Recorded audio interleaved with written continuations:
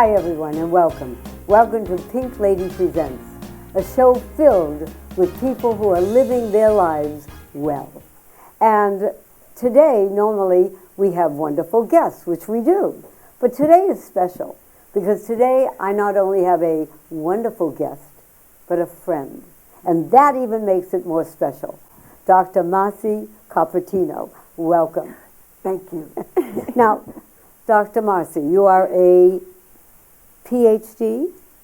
You are also a psychologist. Board certified. Right. Wow. And in 2023, you're going to be what? A JD. JD. What is that? Well, I'm studying right now for the California and the State of New York Bar. Hello. Did I not tell you I have a special friend here? Yeah.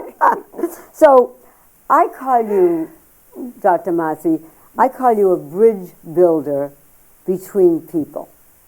And first of all, people call you Mother Nature. Now, why is that first? You know, my daughter was looking around for some really great email address, and she said, Mom, you know what? The universe is on your back. The universe is following you, and it wants you to really be all you can be, but not for yourself. There you go. For the people at large. I love it. You know, and I think my daughter picked up early in her raisement that I was really born to live for the sake of others. And she followed me down through her years, and she said, Mother Nature. Mother That Nature. is what, from now on, and I think she was 12 I think she was right. And she decided, you're going to use it. There it is. Saying So it. besides being a bridge builder, you definitely are Mother Nature, quote unquote. Oh, yes. You got a full scholarship to study medicine at Stanford University. That's true. I would like you to tell our audience all about that. Oh, you know, it's kind of a little tear jerker. That's okay. But we don't mind. We can wipe it away there. Okay, it's okay. My father was incarcerated. He was going to do 25 years to life for selling heroin to an undercover cop. Oh, boy. And we were living in West at that time. Wow. And my father always said, he said, I want you to follow in my heart's footsteps, but I want you to be an attorney. And on the other side of the fence, my mother said, no, don't be a lawyer. Ooh, Mom. And she said, I want you to be a doctor. I want you to do all you can to become a doctor. So by the time I was 13 years old, I had read all the medical books. I could pronounce all of the pharmacologic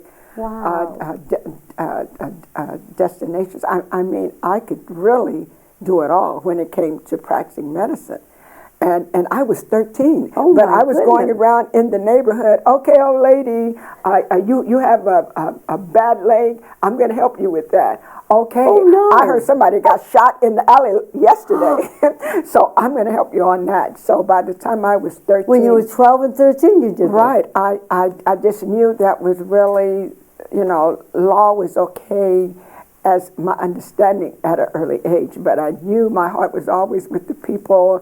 And we lived across the street from the South Los Angeles mortuary.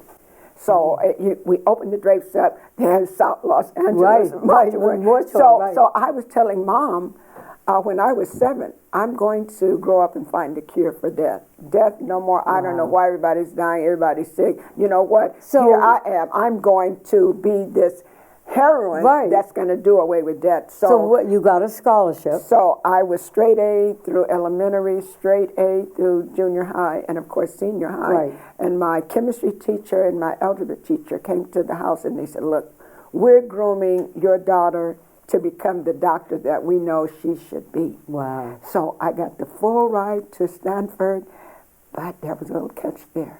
We have a catch. I was pregnant, and no one knew it.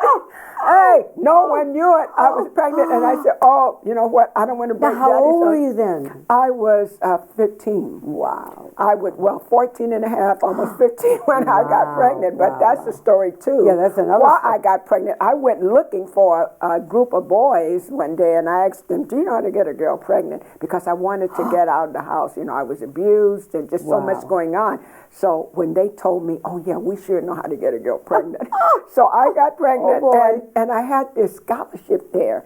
And so Mom said, okay, we're going to send your baby back east. You are going to go anyway.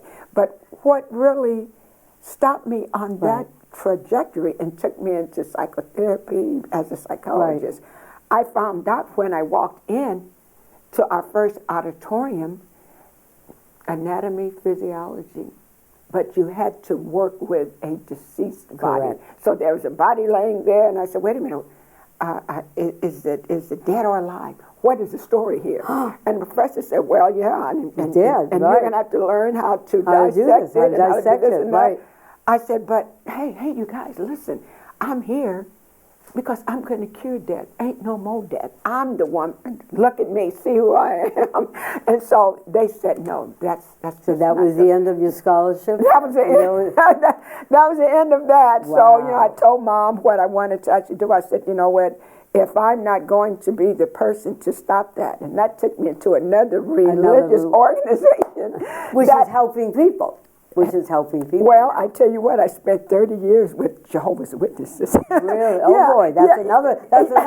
That's another story. So, what they scooped me up, and you have to study with them, go to the Kingdom Hall and talk to the elders in 3 months. But how did you begin, your business management company with, you're a trailblazer for women. How'd you do that? Well, at an early age, again, people were always coming to me for answers. They assumed, I was this brainchild. I was getting all kind of awards, all kind of accolades, and on my website, some go back 30 years. I had everything from any politician. So I was a whiz kid. I was a brain kid. Scholarships, I made it all. And I was the one to first get out of Watts.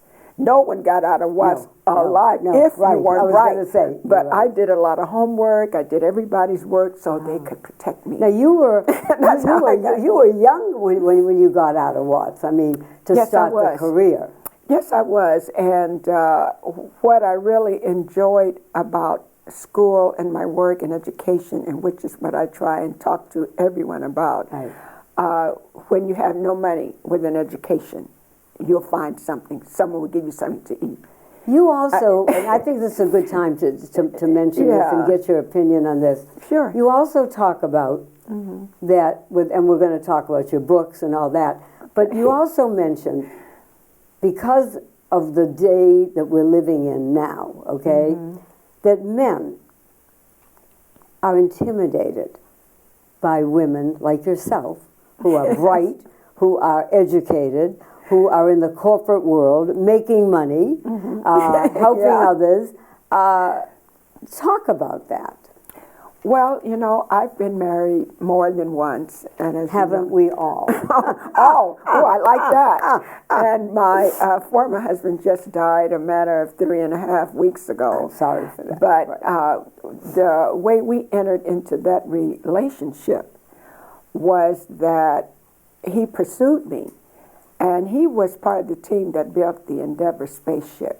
Wow. He was heavy into, aeronautics, he's space scientist, and a mechanical engineer. Anything that went on with any spaceship that left planet Earth, he had his footprint on it. And so when I met him after my first marriage, the one that I went and said, can you get a girl pregnant? He got me out of the house. This one enabled me to really see who you are, who I really was, and how I could take that foresight back to women that were struggling with children, men that wasn't pushing them, and families that did not really love them. I went through all of that, so I was able to. So he was really a helper, a real partner. Yes, but a lot of women tend to dumb down.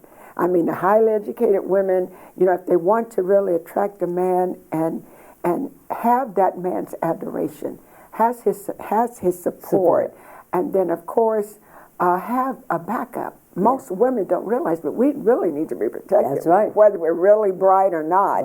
There's always this: is he gonna catch me if I fall, or when I fall? Catch me if you can. Yeah, right. And so I try to talk to women from a sense of family and community. I don't go out there and say, oh, yeah, you can do it, you can have it all, you're going to make it. My credo then and is now, you got to put them first.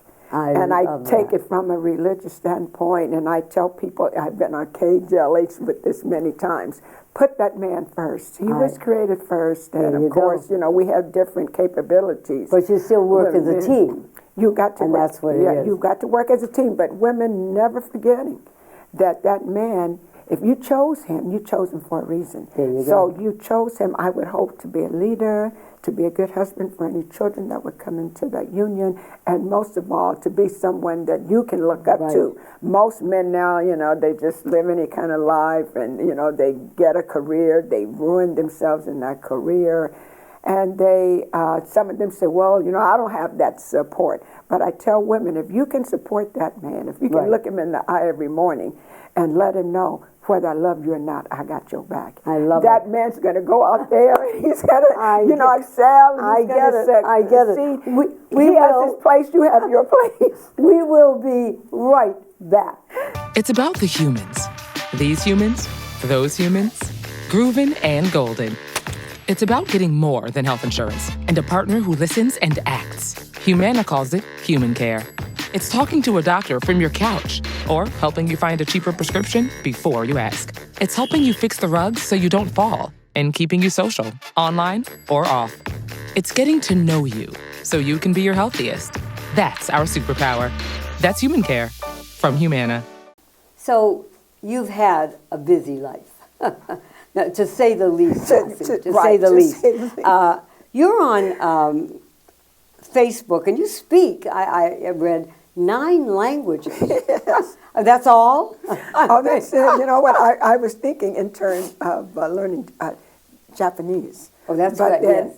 My former professor said, no, don't do that. Anybody you know, see, talk to, or you want to encourage, tell them Pashti Afghani. Because now people are not realizing every state just about is being flooded with refugees and those that are just Iraq and all that. You're so grateful to be on U.S. soil. And so people do not realize that there's a whole different dialect of a language that they honor. And to be quite frank about it, the English language is not really one of them. No, that's kind of low. I get it. It's kind of low on the pole. So to help them, and many people, in fact, the government had me to do a presentation on them. And I had to cover the food that they don't eat. They don't eat hot dogs, hamburgers. But I have to tell our audience, Marci, though, I have to tell them that when you get into a subject, you get into the subject. You just don't do the surface. You get into the very heart of it. And we're going to now talk about your books. The first one I just get the biggest kick out of, because here's what it says.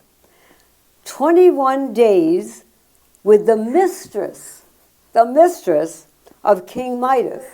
Now, you were not just happy with doing King Midas.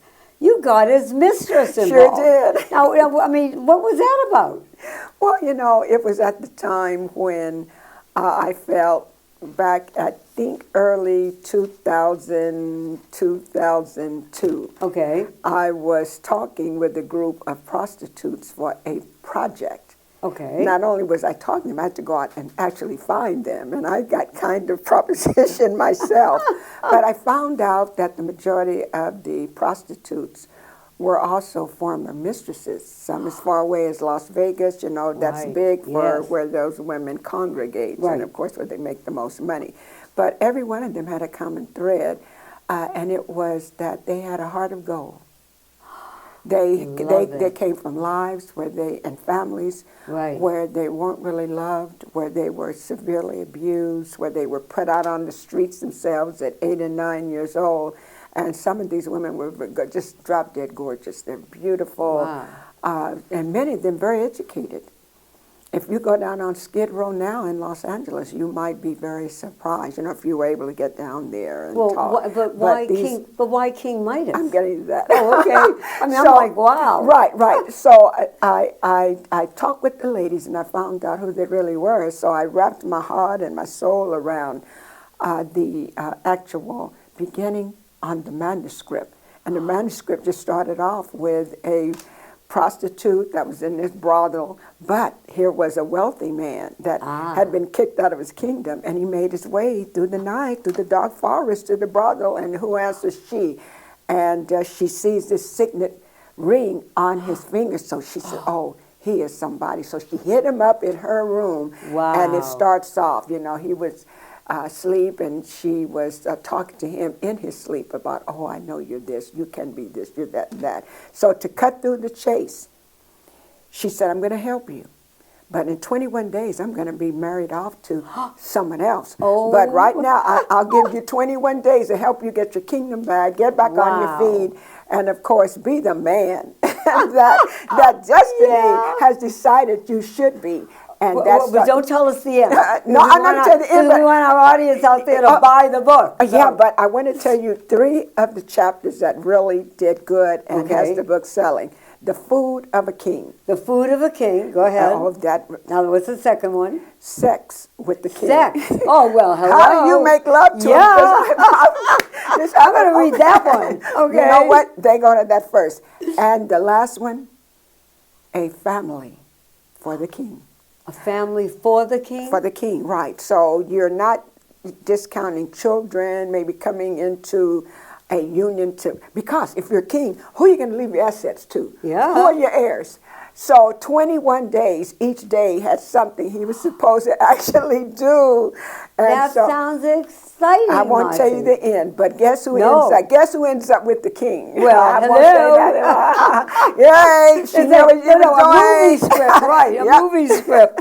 Wow, that sounds fabulous. And we're going to tell everyone where to get your books at the end here. It's going to scroll right through the screen here.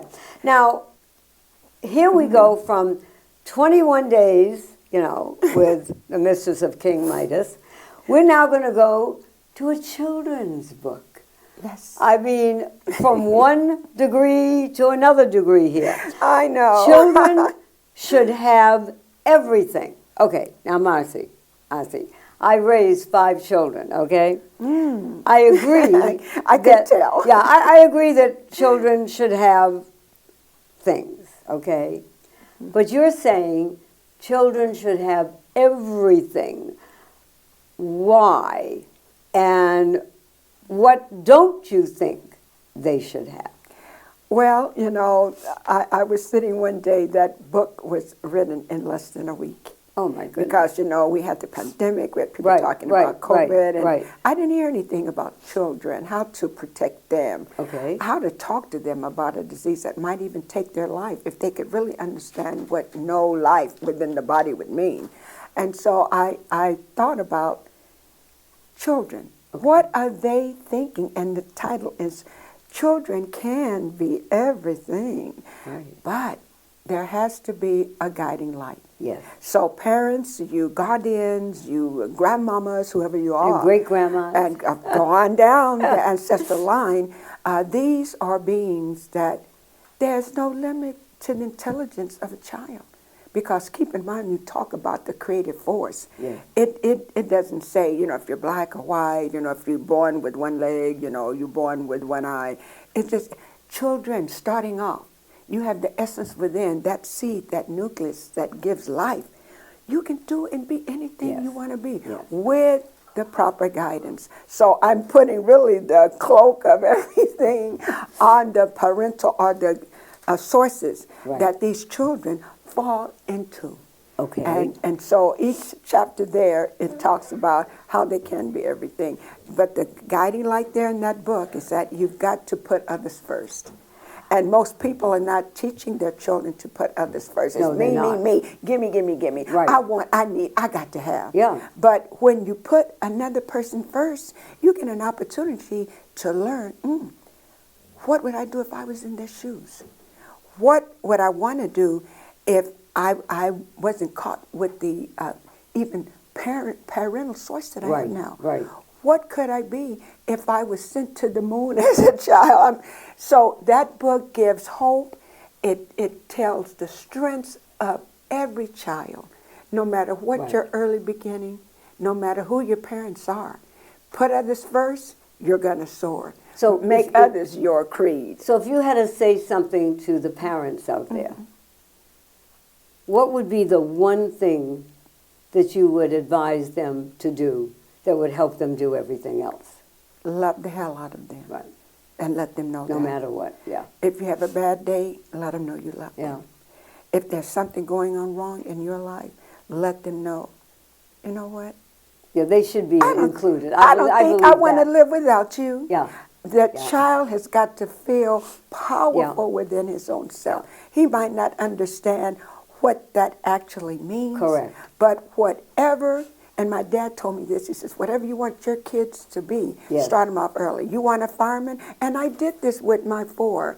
One of my sons is a mechanical engineer for Kmart okay. Technology. Okay. Another son is an LAPD cop. Ah, okay. And I tell him, get out of here with those toy guns. Another daughter is a MBA attorney. And another daughter is a CPA for the Tahitian Council of Los Angeles. I think you've done the right thing here. Well, you know what? Right. I started off early, and when I look back over 30, 40 years, Right. and I see what they've done, even my granddaughter is in college majoring. I love it. She wants to be a doctor, medicine and mathematics. So it's going straight on down I the love line. it. I And love my it. other granddaughter is a cadet.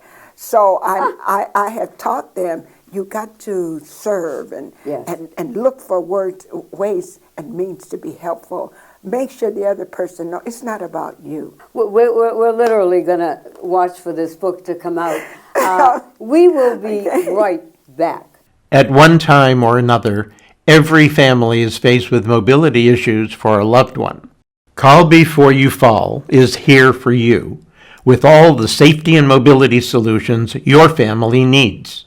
Come see Alex in the Call Before You Fall showroom, or if you can't, they'll come to you in one of their fully stocked service vans. So put your mind at ease today. Call Alex at 1-800-829-1491. Remember, be on the safe side. So where can, I know everyone out there wants to get every one of the books. Please. Where can they get them, Marci? Amazon.com. Amazon.com. They get a hardback, they can get the paperback, they can even get the e-Kindle if they Either way, be you in their must, bed. you Oh, really yes, must smartphones. you have to get them because they're, wow. You're just something else. No And wonder I adore you. Now, going back to what you do for people as far as your business, you're working on a project called, because you do public relations, you do counseling, people and everything, but you have a teddy bear campaign, Oh, wow. which I yeah. love that. Tell us about that. In fact, we have one that's pink, but we'll get on that later. Well, for the past 7 years, Mercy Mission Bear Hospital, an adoption agency, has been utilizing teddy bears of all shapes, forms, and fashions, even old teddy bears as well as new. We donate them to hospitals for children that are terminally ill or children that are just ill, some that have never held a teddy bear. And right now, our star hospital for donations is Torrance Memorial Medical Torrance Center. Memorial, wow. Right. And what we do besides donate teddy bears across the nation, we also donate resources. Similar to the Ronald McDonald House, we're developing a Mercy Mission House. Oh, fabulous. Where children that are terminally ill can also be housed. And they can also have their own teddy bear with their name on it as their sleeping partner. But not just the bear, the resources come along. So we're having a fundraiser November 20th, and we have state teddy bear captains. So how can people donate to that? Well, they can go to www.mercymissionbear. Why don't we say that nice and loud again? www.mercymissionbear.org. It has all the information there. What would you say to a woman starting out in her life that's had a lot of adversity? What would you say is a couple of things that she must cultivate in herself to get ahead? Number one, she's got to seek that higher power.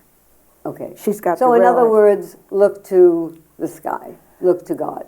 if you didn't create yourself, something else dead, or you have your being Right. because of Right. some other Right. force, Right. then that means you've got to kind of get back to that source through prayer, through meditation, through some kind of means of communication for your guidance to help lead you. Because keep in mind, they say, oh, but doctor, I've been praying, I've been doing this, I'm not getting nowhere, I'm not getting nothing.